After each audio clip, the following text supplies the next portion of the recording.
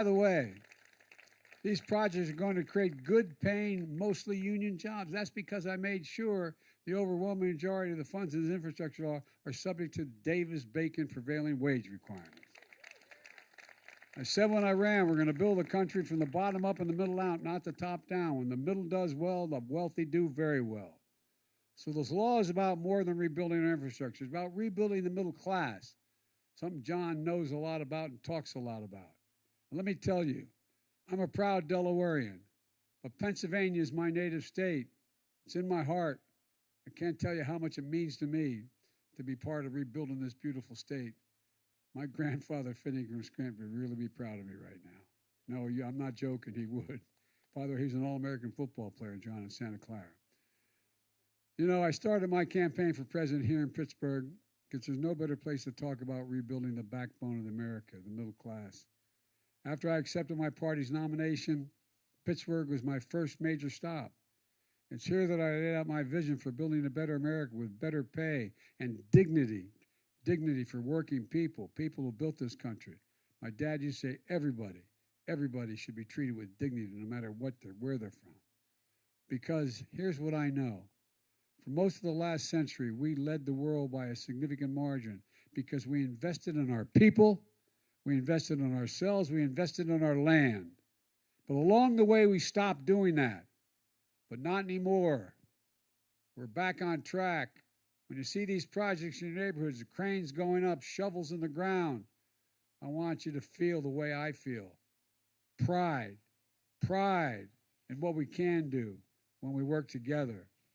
And that's what I mean when I say we're building a better America. And folks, let's get something straight. We managed to get some Republicans to vote for this, 13 in the House and 19 in the Senate. And I'm truly grateful for them. I mean it sincerely. But a whole lot more voted against it, but are taking credit for it now.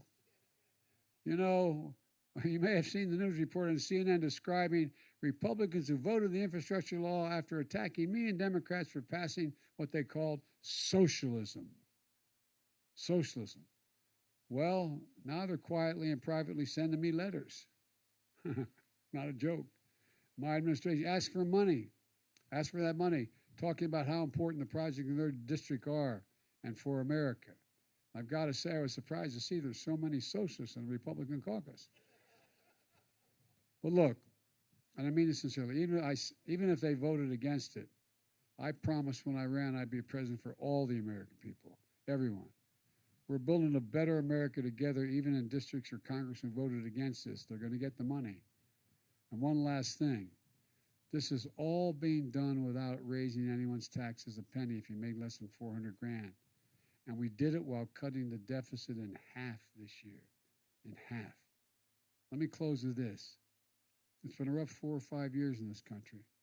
For a lot of families, it's still kind of tough.